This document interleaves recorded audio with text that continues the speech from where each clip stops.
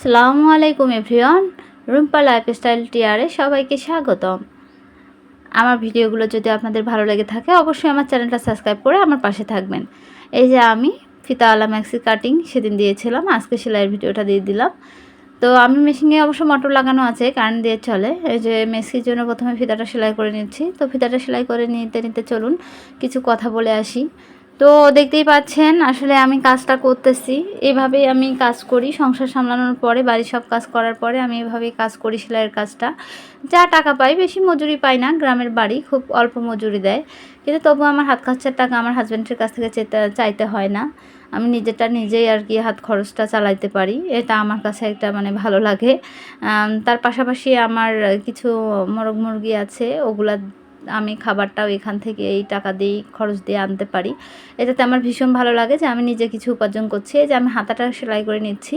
যারা নতুন তারা কিন্তু ভিডিওটা দেখলেই বুঝতে পারবেন। আমার যদি কাটিং ভিডিওটা, সেলাই ভিডিওটা দেখেন তাহলে কিন্তু আপনারা খুব সহজেই সেলাই করে নিতে পারবেন। তো আপনারা কিন্তু সম্পূর্ণ ভিডিওটা দেখবেন, অবশ্যই স্কিপ করবেন না। আর স্কিপ করলে বুঝতে পারবেন না। একটা জিনিস শিখতে গেলে একটু টাইম নিয়ে শিখতে হয়। তো শুধু আমার ভিডিওই না, যার ভিডিওই দেখেন, যেখান থেকেই দেখেন, যেটা ভালো লাগবে অবশ্যই সেটা বারবার দেখে ট্রাই করবেন, তাহলে অবশ্যই পারবেন। আমিও প্রথমে পারতাম না, সেলাইয়ের কাজ অতটা জানতাম না। শুধুমাত্র জামা, তারপর ব্লাউজ, পেটিকোট, সাধারণ বিষয়গুলো জানতাম। এখন আমি ইউটিউব দেখে দেখে অনেকটাই শিখে ফেলেছি। এই যে দেখতে পাচ্ছেন মিক্সির যে অংশটাকে, এই যে গলাটাকে আমি কেটে রাখছিলাম, এই কাটিংটা এখন আমি হচ্ছে মাছ বরাবর একটু সেলাই দিয়ে এখানে আর কি ঘাট বেঁধে নেব। ওই ফিতাটা যে থাকবে, সেই ফিতাটা যাতে বের হয় ওই পাশে, সেই ঘাটটা আমি এই যে বানায় নিচ্ছি। এখানে আমি যে এক্সট্রা কাপড়টা যতদূর পর্যন্ত মোড়াবো ওই জায়গাতে আমি ঘাটটা বানাইছি। এটা বুঝতে কারো অসুবিধা হতে পারে, তো আপনারা যেখানে মাঝখানে বরাবর ঘাটটা কেটে নেবেন, যাতে আর কি ফিতাটা ওই পাশে বের করা যায়। আর এটা এরকম করে দুমড়ায় সেলাই করে নেবেন। তো এই সেলাইটা দেওয়ার সময় অবশ্যই একটু সুন্দর করে দেবেন, কারণ এটা ম্যাক্সিটার উপরের দিকে থাকবে, সেলাইটা আর কি দেখা যাবে। তো এই যে দেখতে পাচ্ছেন আমি একটা সেলাই দেওয়ার পরে মুড়ায়া আর একটা সেলাই দিচ্ছি। আপনারাও ঠিক সেমভাবেই সেলাইটা দেবেন। এটা কিন্তু ম্যাক্সিটা উল্টা পাশ করে সেলাইটা দিতে হবে, আর যেটা সিধা পাশ সেটা কিন্তু সে পাশে হবে না। এই যে দেখতে পাচ্ছেন আমি ঘুরায় নিচ্ছি মেশিনটা। এখন এই ফিতাটাকে এর ভিতরে ঢুকায় দেব। ফিতাটাকে কিন্তু খুব সাবধানে সেলাই করতে হবে, যেন ফিতাটার উপরে সেলাইটা না পড়ে। ফিতাটার উপরে যদি সেলাইটা পড়ে তাহলে কিন্তু ফিতাটা আসলে কাজ করবে না, টানাটানি করতে পারবেন না, লেগে যাবে।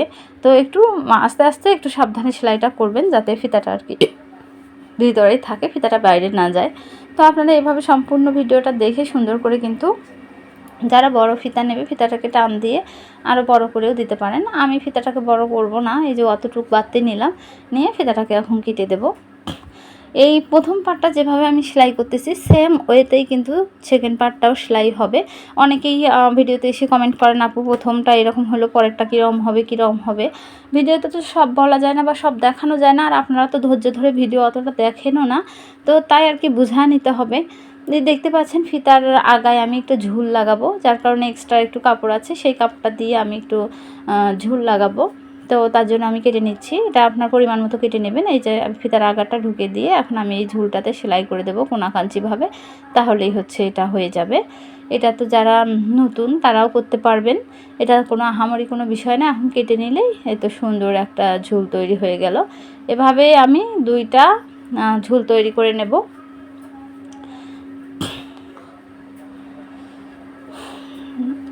এই যে ঝুলটা তৈরি করে নেওয়া হয়ে গেল সেম ওয়েতে, এটা আমি ঠিক যেভাবে করলাম, এই যে দেখতে পাচ্ছেন। এখন আমি এটাকে ম্যাক্সির এই পার্টটাকে আমি উল্টা করে নেব।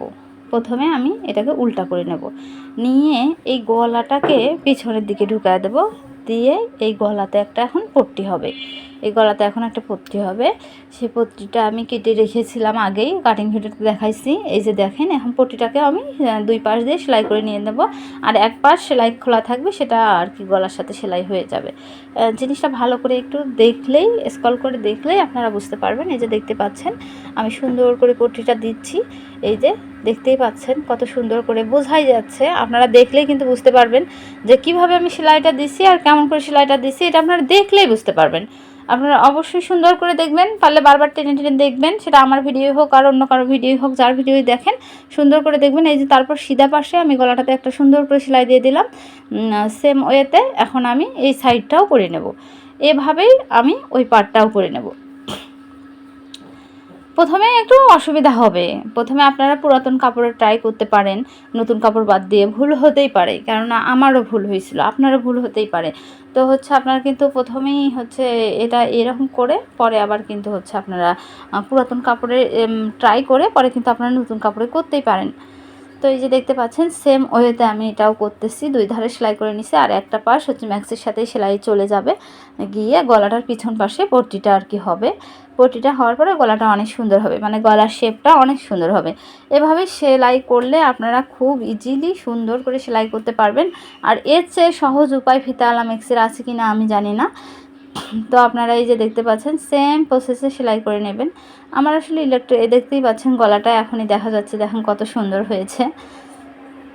দেখতেই পাচ্ছেন গলাটা কত সুন্দর হয়েছে। এই যে পাইপিং, এই যে গলা হয়ে গেল, এখানে এখন গিট্টি পড়বে, গিট্টি পড়লে গলাটা হয়ে গেল। এভাবেই আপনারা দ্বিতীয়